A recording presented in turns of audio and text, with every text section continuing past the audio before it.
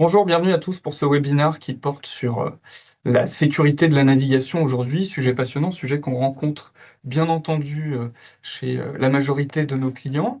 Je me présente, je m'appelle Pierre Cunat, je suis avant-vente chez Checkpoint. Et pour ce webinaire, je suis accompagné de Sébastien.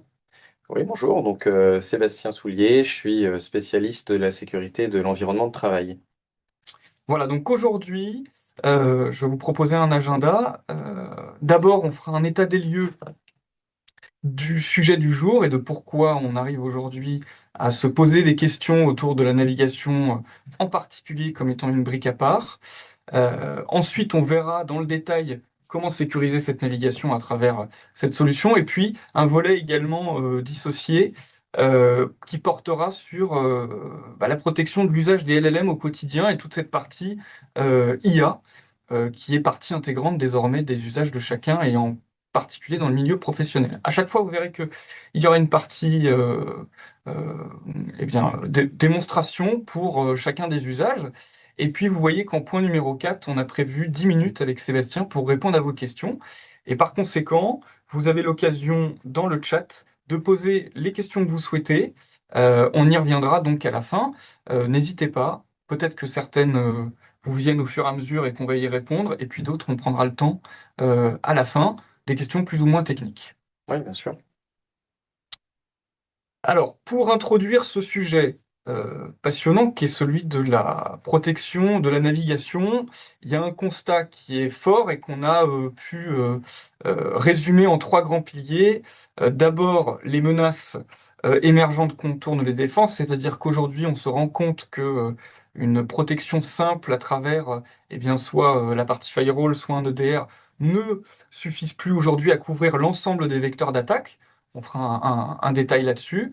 Les habitudes également des utilisateurs, le poste de travail maintenant, il est plus uniquement au bureau, il est parfois en bring your own device, c'est-à-dire que chacun a son propre ordinateur, et donc il va falloir couvrir un certain nombre d'usages se concernant. Et enfin, point extrêmement important, les entreprises ont besoin d'avoir de la visibilité sur leur conformité et d'appliquer également une conformité de plus en plus stricte. Il faut bien entendu apporter ce volet dans un outil de cybersécurité, et c'est ce qu'on vous montrera après.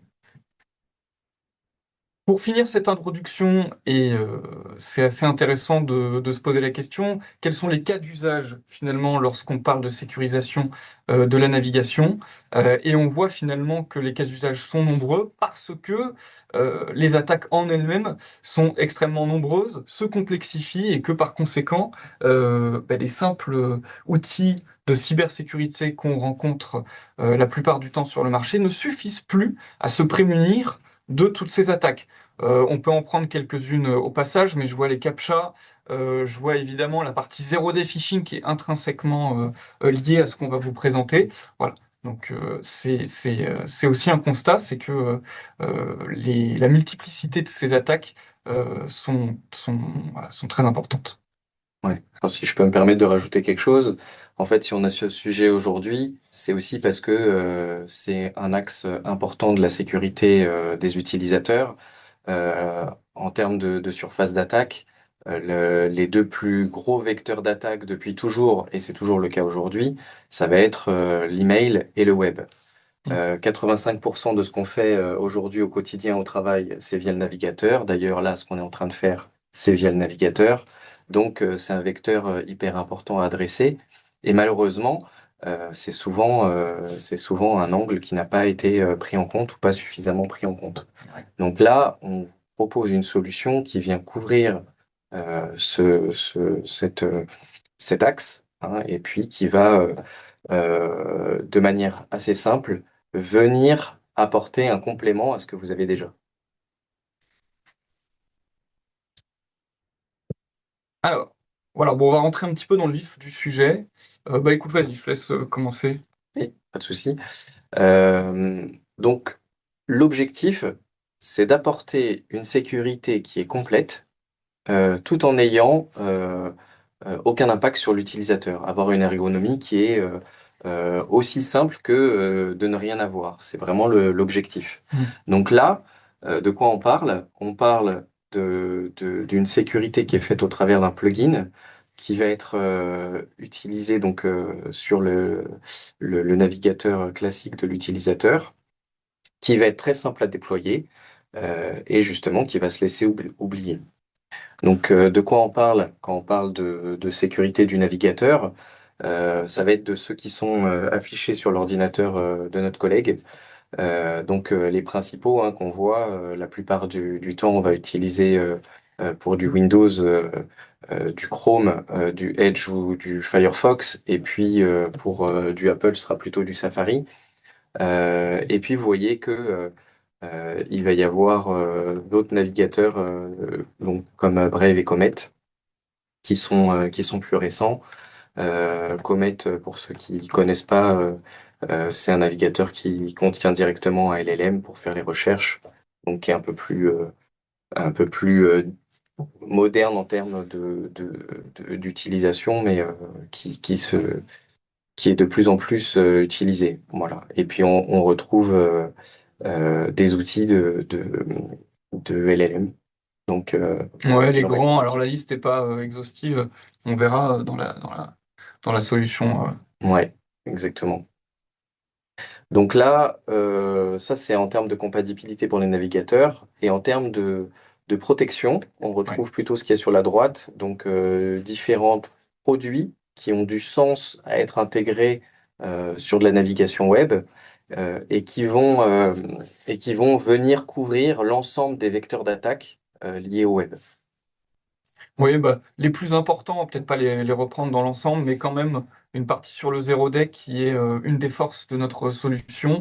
C'est-à-dire que lorsque des attaques sont déjà identifiées, qu'il y a des signatures, que ces signatures sont partagées, eh bien, il est plus facile de se prémunir de ces attaques avec les outils. En revanche, lorsqu'il s'agit de zéro day, c'est-à-dire que ce sont des attaques qui ne sont pas identifiées, et par conséquent, il faut, dans la solution, avoir cette capacité à donner un verdict sur ce qui pourrait être malveillant. Et donc, c'est ce plugin dans le navigateur qui va être en capacité de donner un verdict et d'appliquer de la sécurité lorsque la page n'est pas encore connue. Alors justement, c'est la Bah suite. voilà. Exactement. Là, vous voyez une vidéo. Voilà comment ça se passe lorsque, eh bien, on ouvre une page. Ici, il se trouve être voilà, un site de phishing très vraisemblablement qui voudrait volontiers récupérer vos credentials, donc votre mail et votre mot de passe, ou numéro de téléphone et mot de passe. On voit ici que le plugin intercepte lorsque vous essayez de remplir le mot de passe et bloque la page. Et par conséquent, lorsque vous essayez de revenir sur la page, celle-ci est bloquée. Voilà, il y a plusieurs Cas d'usage, oui. ouais, et puis plusieurs résultats possibles. On n'est pas obligé de bloquer. On peut faire de la détection, mais effectivement, Oui, absolument. l'objectif ultime, ça va être de bloquer ce genre de site. Absolument. Et deuxième cas d'usage, bah, le plus utilisé aussi, peut-être un peu plus connu, celui-là, c'est l'idée de faire l'émulation des fichiers qu'on était en train de télécharger. Alors, pour simplifier, lorsque vous naviguez sur Internet, il vous arrive de télécharger des pièces jointes, que ce soit à partir d'une boîte mail sur votre navigateur, d'autres sites. Dans ce cas, le plugin Harmony Browse va émuler cette pièce jointe dans le Cloud Checkpoint, c'est-à-dire dans un environnement sain, et va pouvoir donner un verdict si la pièce jointe est saine ou pas. En attendant, puisque ce verdict peut prendre jusqu'à 2 minutes grand maximum, mais si le fichier est très volumineux, ça peut arriver, il y a un système qu'on peut mettre en place, proposé, qui s'appelle l'extraction, et qui permet, par exemple, ici le document est un Word, de proposer un document qui soit sain, c'est-à-dire eh bien, dans lequel on aura enlevé toute partie potentiellement malicieuse, comme du code, du VBA, etc. Et par conséquent, proposer en 1 seconde et demie à l'utilisateur final d'avoir une continuité de son activité et d'être en capacité, lorsque le verdict n'est pas encore donné, d'avoir une pièce jointe et de pouvoir travailler, le cas échéant, avec ces informations. Et lorsque le verdict tombe, si la pièce jointe est malicieuse, eh bien, elle sera bloquée. Et si la pièce jointe était bonne, l'utilisateur peut, via son plugin, en un clic, demander la pièce jointe originale. Voilà, je ne sais pas si tu as quelque chose à rajouter là-dessus. Ouais, bah c'est quelque chose qui est assez utile en termes de sécurité. L'objectif, c'est vraiment de pouvoir bloquer tous les téléchargements euh, tant que l'analyse n'a pas été faite, donc pour éviter une infection, mais de garder une ergonomie pour l'utilisateur.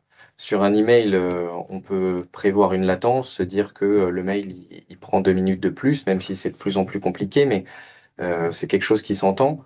Alors que là, télécharger quelque chose et puis attendre qu'il y ait une émulation avant de le récupérer, c'est assez compliqué à expliquer à l'utilisateur. Ouais. Donc là, voilà. La latence de 2 secondes, là, ça se sent pas. L'utilisateur, il a quelque chose à regarder. La plupart du temps, il n'aura pas besoin de la pièce jointe originale, mais il pourra la récupérer à la fin du verdict, Ouais. si nécessaire. Donc ça, je vous le montrerai tout à l'heure dans la démo. Alors, D'ailleurs, on y vient. on y est. Alors, Alors pour la démo, voilà, j'ai pris un environnement de test. Hop. Euh, je vais prendre celui-ci. C'est juste pour reprendre un petit peu les concepts qu'on s'est dit. Donc là, je vais ouvrir. Ah, c'est bon. J'avais lancé un petit peu avant de.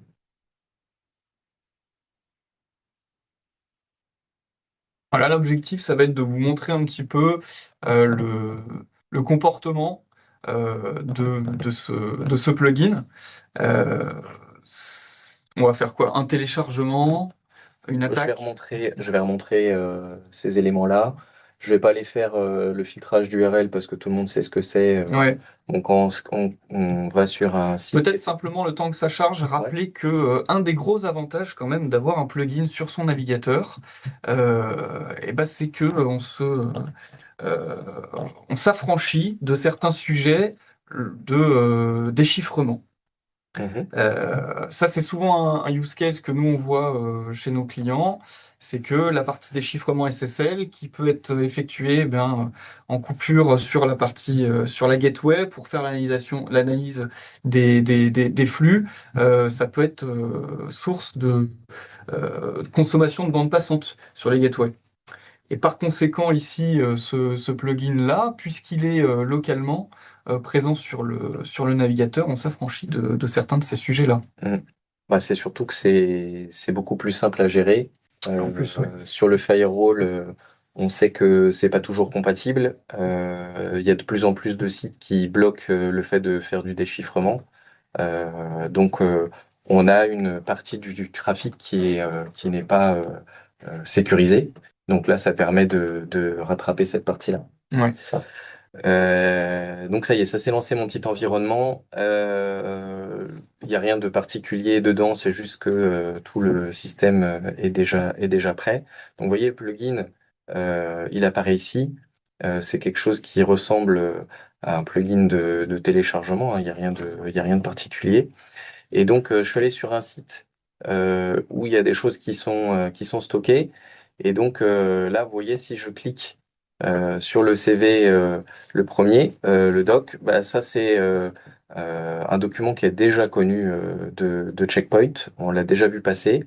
Donc comment on l'a déjà vu passer? Ben, on a différentes choses. On a des sandbox, on a aussi les remontées de nos clients, etc. Donc on a une base de connaissances qui représente 4 milliards de requêtes par jour, qui a 30 ans et qui fait que on a quand même énormément de souches pour pouvoir donner des verdicts. Et donc là, quand on connaît directement le verdict, on est capable de bloquer avant le téléchargement. Si jamais le verdict n'est pas connu, donc là c'est ce que simule le deuxième fichier. Donc là vous voyez, j'ai cliqué dessus, c'est en train de télécharger le fichier. Voilà. Hop, je reprends mon petite extension là. Donc là ça me l'a téléchargé. Vous voyez que je vais pouvoir demander l'original si j'en ai besoin. Et donc là on voit que le fichier, il a son extension qui a changé pour montrer que euh, comment que il a été remplacé. Ouais, donc là, l'émulation, c'est faite. il y a le verdict. Là, on a la pièce jointe qui est Ici. là, en point cleaned, et on peut récupérer l'original le cas échéant. Voilà. Donc là, pour vous montrer, je vais retrouver le fichier. Donc c'était un Excel à la base, c'est toujours un Excel. La différence, c'est que ici, quand je clique sur le bouton, bah, la macro qui était derrière n'existe pas.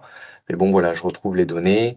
J'ai un graphique qui était dans le fichier original.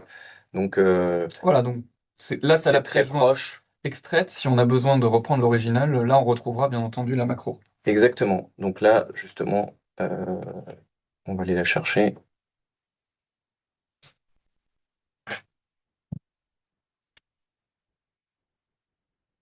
J'espère qu'il y a le temps de finir. Bon, donc là, on voit que ici, il a le bon nom. Donc, c'est la pièce jointe originale. Et voilà. Et là, du coup, je retrouve avec ma macro qui fonctionne. Voilà. J'ai mes liens, etc. Voilà. Bon, c'était juste pour vous montrer. Donc, je vous dis d'expérience, la plupart du temps, on n'a pas besoin de la pièce jointe originale. Et à chaque fois qu'un utilisateur ne demande pas la pièce jointe originale, c'est autant de sécurité complémentaire, de tentatives d'exploitation qui peuvent pas être réalisées.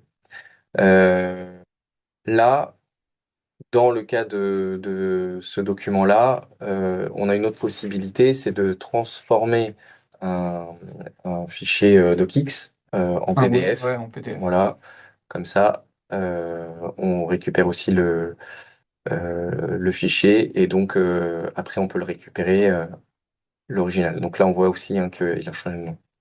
Bref, Ouais, PDF. sur Chrome, si je le sors, ouais, voilà. C'est un PDF. Et après, si je veux, du coup, je retrouve mon original. Je peux toujours recliquer là, check, et récupérer mon original. Ok. OK? Voilà pour notre premier scénario. Ensuite, je voulais vous montrer des choses sur la partie anti-phishing. Et on n'a pas parlé aussi de la réutilisation des mots de Des mots de passe. passe. Oui, donc pendant que Sébastien reprend un autre environnement, ou juste le Ouais, deuxième ouais, c'est scénario, ça. il y a une capacité aussi qui est très demandée chez nos clients, c'est la réutilisation d'un mot de passe qui serait celui corporate. Je m'explique. Les utilisateurs aiment bien, d'une manière générale, avoir un mot de passe qui fasse pas mal de choses différentes. Et en particulier, ce qui est critique, c'est d'avoir le même mot de passe sur son SSO, c'est-à-dire sur son organisme de bureau, qu'on utilise sur d'autres sites, sur du Netflix, sur tout et n'importe quoi. La possibilité de mettre en place une sécurité qui permettrait de bloquer cet accès est disponible sur ce même plugin Harmony Browse. Et si on réutilise un mot de passe qui est le même, et bien dans ce cas, la page va être bloquée instantanément, même avant que le mot de passe soit envoyé. Simplement, le plugin va intercepter et bloque la réutilisation du mot de passe. Voilà, c'est le cas usage qu'on retrouve dans la plupart de nos clients. Merci. Hop, alors là, je me suis connecté sur un serveur. Un C'est ça. attaqueur. Ah merde, c'est en anglais. Je vais le copier direct pour gagner du temps.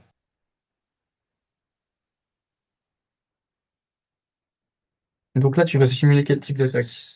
Là, en fait, je vais faire du phishing pour pouvoir montrer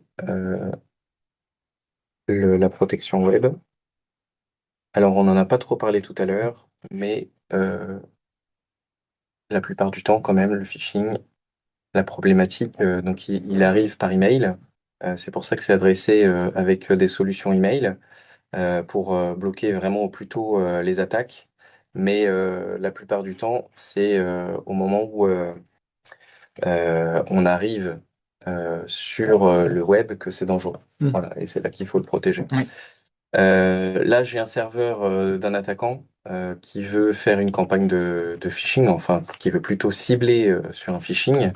Et donc il avait déjà préparé des emails pour pouvoir envoyer donc une attaque à un utilisateur qu'il a ciblé. Hop. Donc là, c'est ce que j'ai fait. J'ai envoyé le mail qui était préconçu et du coup, on a lancé le serveur et la console du serveur côté attaquant. Côté utilisateur, je vais prendre mon utilisateur. C'est bon, il s'est déconnecté. Attends, je vais le relancer parce que non, j'ai pas non. Ça, hop, c'est celui-là.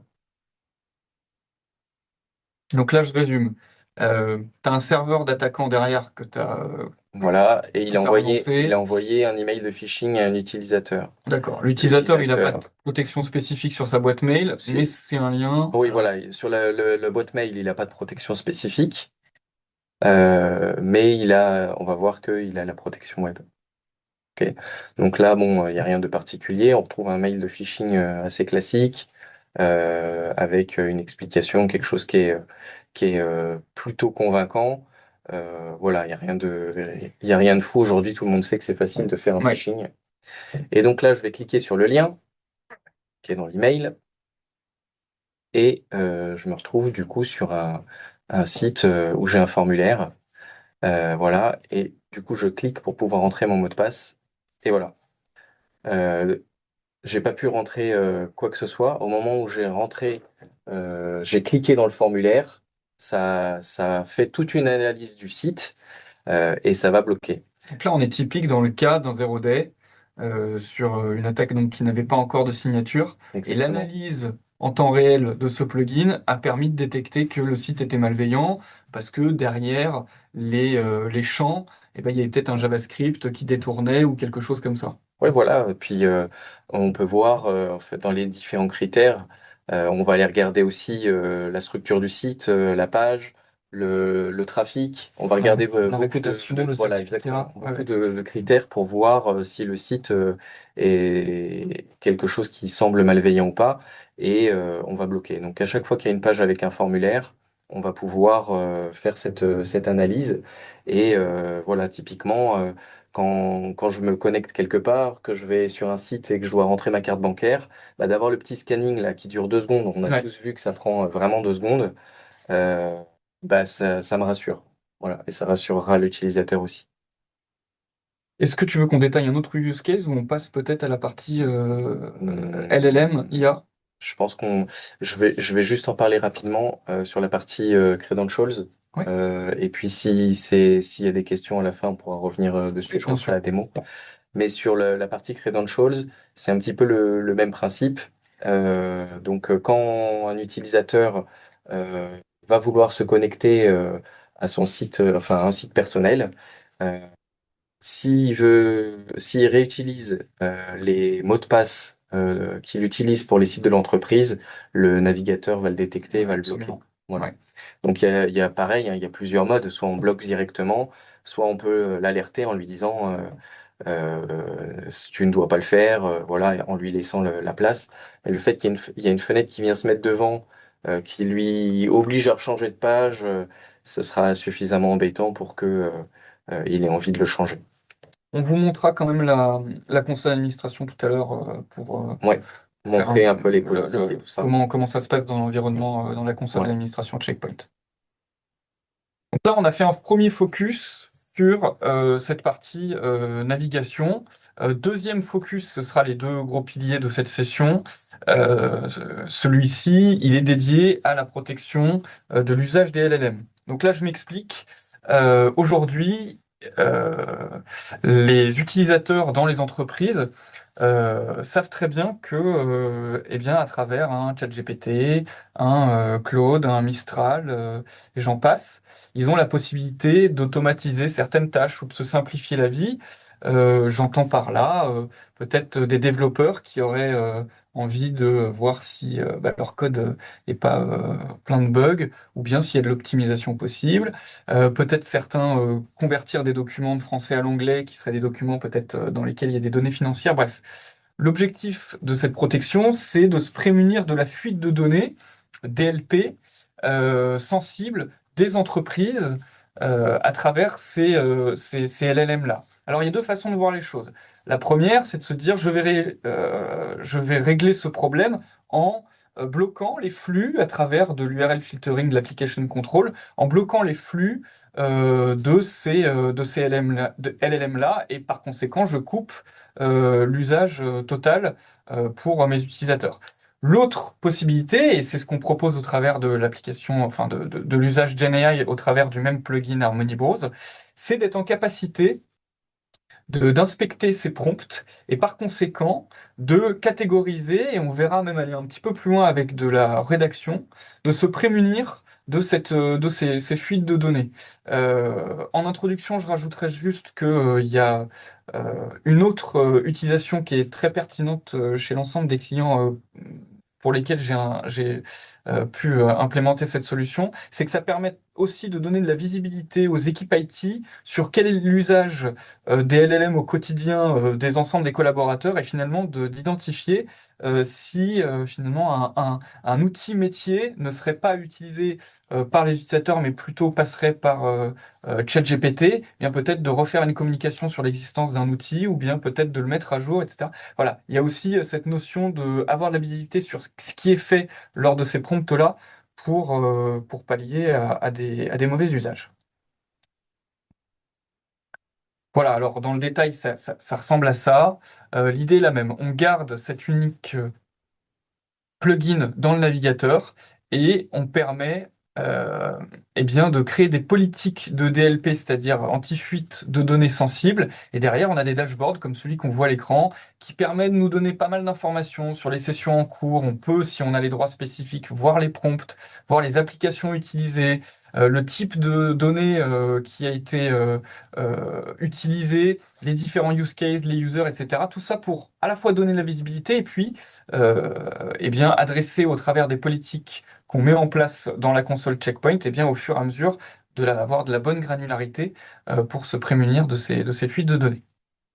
C'est ça qui est important, ouais. Visibilité, puis après savoir ce qui se passe. Et du coup, le fait qu'on utilise nous aussi des moteurs d'intelligence artificielle, ça va nous permettre de comprendre quel est le contexte et de ne pas juste chercher de la donnée sensible avec des modèles de découverte, enfin de reconnaissance de données, mais aussi des éléments qui sont moins factuels, Oui, qui sont plus liés au contexte. ouais. Et donc on va détecter qu'il y a une information qui est un peu sensible et on va pouvoir agir aussi. Bah là, on voit un très bon exemple. C'est typique, on est sur ChatGPT et un développeur pourrait avoir l'idée d'optimiser un code qui contiendrait peut-être des informations sensibles de l'entreprise. Et là, on voit que le prompt, pardon, est intercepté par la solution. Et ce prompt se retrouverait dans la console d'administration comme étant tagué, intercepté pour des raisons eh bien, que possède des données sensibles et liées au code. Il est également possible, alors dans le cadre ici du code, ça va être différent, mais peut-être simplement on prend un use case d'une personne qui voudrait optimiser peut-être ou simplement traduire un mail. Le mail pourrait comporter un champ avec une donnée sensible. On a la possibilité, avec l'outil Harmony Browse dans cette partie GenAI, de simplement proposer à l'utilisateur, lorsqu'il aura écrit son prompt, un deuxième prompt, puisque le premier a été bloqué, un deuxième prompt avec la donnée sensible qui serait anonymisée entre brackets, je sais plus comment on dit en Ouais, français, prochain. entre crochets, pour lui permettre quand même d'arriver au bout de l'usage qu'ils souhaitaient, tout en évitant que ChatGPT récupère une information sensible. C'est une possibilité dans les politiques qu'on met en place. Pour les utilisateurs de checkpoint qui ont l'habitude de faire du checkpoint, on va retrouver du prevent, du detect, du log, etc. Et là, c'est une nouveauté, ça s'appelle le mode redact. Mm. Donc là, l'objectif, c'est de pas frustrer l'utilisateur. Hein, on a dit qu'il fallait qu'il garde l'ergonomie la plus simple possible.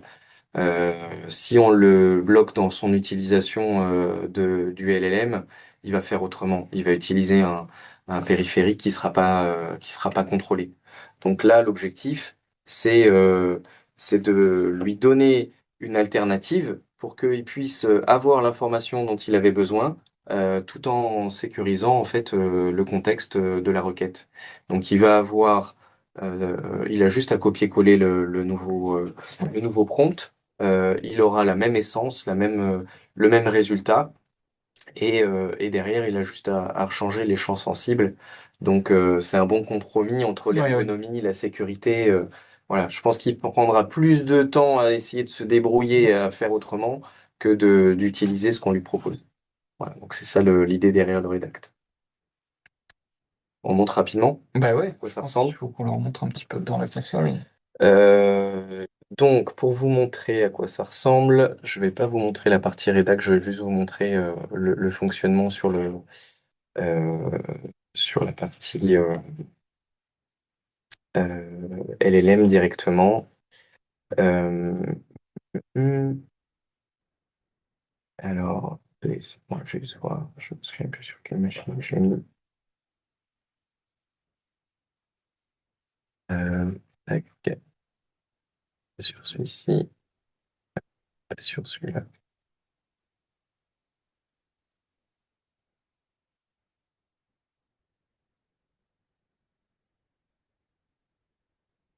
Hop. Donc, je vais prendre Copilote par exemple. Hum. Euh, ok, caché derrière. Voilà. Donc là, je vais aller sur ça. C'est un petit site sur lequel il y a plein de données. Ça nous permet de faire Donc des là, c'est quoi? C'est un tests. numéro de téléphone américain ou un Là, numéro de c'est un numéro de sécu? carte bleue. Un numéro de carte bleue. Voilà. Et donc là, dans mon prompt, bon, j'y vais pas par quatre chemins, je mets le numéro de carte bleue. Oui. Voilà. Et là, en fait, du coup, on voit bien que il n'est pas parti et ça a été bloqué. D'accord, donc là, Ok. c'est clair. La donnée a été interceptée au moment où j'ai cliqué. Le flux n'est pas parti. Exactement. Ok. Voilà. Ça marche pareil si c'est un fichier. Euh, voilà. Et puis quand c'est la partie Redact, on va aussi avoir un pop-up qui apparaît comme ça avec le fait que ce soit bloqué, ça va proposer un autre champ. Ok. Euh, et donc sur la partie copier-coller, c'est un peu la même chose. Euh, on va avoir le même message quand on fait une copie. Donc c'est deux choses différentes. On peut avoir euh, comment un comportement différent si la donnée elle est copiée de quelque part ou si elle est directement écrite dans le prompt. Ok, très bien. Voilà. Bah, tu peux peut-être. Est-ce que tu peux nous montrer sur la console à quoi ça ressemble? Ouais, Je profite pendant que Sébastien regarde côté console. Bah voilà, on y est là. ouais, je l'avais déjà Si vous lancé. avez des questions, si vous avez des questions, on va y passer après, mais Ouais, je vous laisse les écrire dans le chat. On les prendra euh, les unes après les autres. Alors là, on est typiquement dans, pour ceux qui ont l'habitude, le portail Infinity. ouais. Donc pour vous refaire rapidement le fonctionnement, on a notre portail de production donc pour tous nos clients, portal.checkpoint.com, qui contient l'ensemble de toutes les interfaces d'administration de nos différents produits. Donc on retrouve tout ça au même endroit et ça reste quand même un produit de gestion commun puisque l'ergonomie de tous ces produits est identique et les données, les événements de chacun des produits sont centralisés sur ce portail. Ouais, donc il y a une corrélation entre tous les logs de tous les produits Checkpoint qui est faite dans cette plateforme Infinity, qui permet d'aller un petit peu plus loin. Et puis même, petite digression au sujet du jour, il y a une approche qu'on appelle Open Garden chez Checkpoint, qui permet également au sein même de la console Infinity de s'interfacer avec des concurrents de Checkpoint pour permettre une agrégation de logs qui soit unifiée. Et j'irais même un petit peu plus loin depuis maintenant quelques temps de faire du patching sur des équipements qui sont pas Checkpoint. Voilà, je referme la parenthèse, on va passer sur la partie browse. Mhm. Merci pour ça en tout cas. Et donc là, du coup, ce qui nous intéresse, c'est la partie browse. Donc, c'est assez simple hein, comme produit. On va retrouver un dashboard. Alors, hop, j'étais en train de me dire, j'avais qui remonter. On retrouve un dashboard avec les différentes données qui ont été utilisées. Donc, je suis pas tout seul à avoir utilisé le portail. C'est pour ça qu'il y a pas mal de données. Mais en fait, ici, on va retrouver rapidement ce qui se passe sur le parc des utilisateurs. Et puis après, en termes de politique, c'est très simple. On va avoir des profils de politique qui sont déjà prédéfinis. Et puis sinon, tout est personnalisable. On va dire quel est le groupe de machines ou d'utilisateurs qui est concerné par la politique. Et on va dire quels sont les moteurs qu'on active et quelles sont les actions qui sont réalisées quand on a besoin quand on détecte quelque chose. Oui. Voilà. Donc même Avec principe que Checkpoint sur des gateways par exemple, on est en capacité de créer des règles différentes les unes au-dessus des autres, de les appliquer uniquement à des utilisateurs qui remonteraient soit de son identity provider ou de créer des groupes le cas échéant sur la console et puis ensuite d'appliquer des règles de sécurité plus ou moins strictes quoi. Voilà, c'est ça. Je vais directement sur la partie DLP parce que Oui, c'était un morceau important enfin, du du début. produit. Donc là, on va aussi avoir des règles donc en fonction des groupes d'utilisateurs avec des flux entrants, enfin l'analyse du flux entrant ou l'analyse de ce qu'on envoie sur Internet. Ok. La partie GenAI, elle s'active ici et ça nous permet d'activer en fait des, des règles Hmm. qui vont être utilisées donc plutôt pour la partie sortante. Oui. Hein. Là, c'est l'objectif, c'est de ne pas diffuser de la donnée sensible vers l'extérieur. Alors j'ajoute sur cette donnée sensible que on a parlé beaucoup de la partie GenAI, mais sur une brique de DLP plus classique, le système est le Mhm. même et on trouve une grande banque de données, de possibilités de data pour la DLP chez Checkpoint, mais on est également en capacité de créer ses propres types de data. Donc là, ce que Sébastien vous montre, c'est toute la partie DLP Data Manager. On retrouve énormément d'informations, mais on est en capacité aussi d'en créer soi-même pour, euh, pour matcher avec les besoins métiers spécifiques. C'est tout à fait ça. Euh, Ensuite, on va retrouver le parc avec les différentes machines qui sont connectées, avec voilà, toutes les machines qui ont été connectées, etc. Puis après, log. d'événements et de logs, on va retrouver l'interface de log. Ceux qui connaissent les firewalls, bah, ils ne seront pas perdus parce que c'est exactement la même chose. Et c'est ce que je vous disais tout à l'heure par rapport à l'ergonomie de la plateforme, c'est que on retrouve exactement les mêmes produits. Donc c'est assez facile à utiliser et on n'est pas sur euh, un portail de multiples portails de produits différents qui n'ont rien à voir. On est vraiment sur une plateforme qui est commune. Ok? Est-ce que tu peux nous montrer, avant qu'on passe aux Ouais. questions, peut-être la partie GenAI euh, pour voir à quoi ça ressemble? Sur la partie log, tu veux dire? GenAI, non. Bah, on était dessus. Le dashboard GenAI. Ah oui, le Je pense dashboard. que ça, c'est Pardon, ça, j'ai pas intéressant. Ça compris nous ce que tu permet avais de mis. montrer à la fois cette brique GenAI sur la visibilité, le dashboard, etc. Mais on voit que ça va un petit peu plus loin. Ça nous montre l'usage. Mhm. Donc là, Euh, c'était vraiment pour la politique, effectivement. oui. Il y a plusieurs manières d'y aller, hein, mais là, en fait, quand on est dans la partie DLP, on a la partie GenAI On va voir surtout directement. l'ensemble des compatibilités de la solution sur les LLM. On va voir que ça couvre l'ensemble l'ensemble du marché. Pendant que ça charge, moi je te pose une question.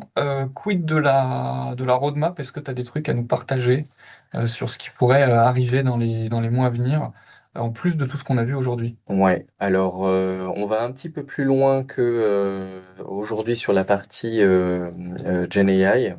La question légitime qu'on peut avoir, c'est et si l'utilisateur il a installé l'application sur sa machine, est-ce qu'on est capable de protéger? Oui. Et donc c'est quelque chose qu'on va adresser là dans très peu de temps. Donc un C'est mode déjà en test. Ouais. qui supporterait les agents. Voilà, donc toujours au niveau du plugin, hein, il n'y a rien de nouveau à installer, mais on va adresser. Ouais, Bah, moi je vais prendre la main si tu veux. ouais. D'accord. Et sur la partie identité, est-ce que tu peux aussi peut-être nous... Et donc oui, un autre sujet, ça va être en termes de gestion des utilisateurs. Pour l'instant, on l'avait pas, mais on va rajouter enfin pas l'authentification, la découverte des utilisateurs par Entra ID, qui va permettre de créer des groupes plus facilement. Voilà, donc là, normalement, vous Wow. voyez Exactement. mon client. Donc, je récapitule avant de repasser là-dessus. Les deux éléments de roadmap intéressants, à la fois supporter les clients lourds déployés sur les ordinateurs pour cette partie LLM, et Ouais, puis Entra ID. ouais, c'est Ok, ça. super. Alors là, donc, je vous montre, toujours dans la console Checkpoint Infinity, le fameux dashboard qu'on a vu tout à l'heure. Ce qui m'intéresse, c'est de vous montrer les différentes applications là qui ont été remontées. Et encore, la liste n'est pas réellement exhaustive, mais ça vous permet de voir les sessions, les applications, quel type de data. On voit ici avec des use cases différents. Bah, le plus classique, hein, c'est debugging et coding, et puis toute la partie email communication. Les données sensibles, elles sont aussi organisées là-dedans et on peut retrouver les sessions. On a les use cases et les utilisateurs. Voilà, donc là, on est sur la partie analyse de tous les résultats et tout ce qui a été intercepté par la solution. Comme je disais tout à l'heure, parfois c'est un usage assez intéressant pour voir Mhm. si les collaborateurs manquent d'un outil en interne ou n'ont pas la notion de ce qui existe pour eux. On a fait le tour. Je regarde sur le chat Exactement. des questions. Je vois rien de plus que ce que je t'ai demandé également. Euh, voilà, donc Ok. il est 11h48. Euh, on a fait le tour de ce qu'on voulait vous montrer. Merci à tous d'être venus. Ouais, merci pour votre Cette temps. session sera partagée également puisqu'elle a été enregistrée. Et je vous souhaite une bonne journée et à bientôt pour un webinaire Checkpoint. Au revoir, merci beaucoup.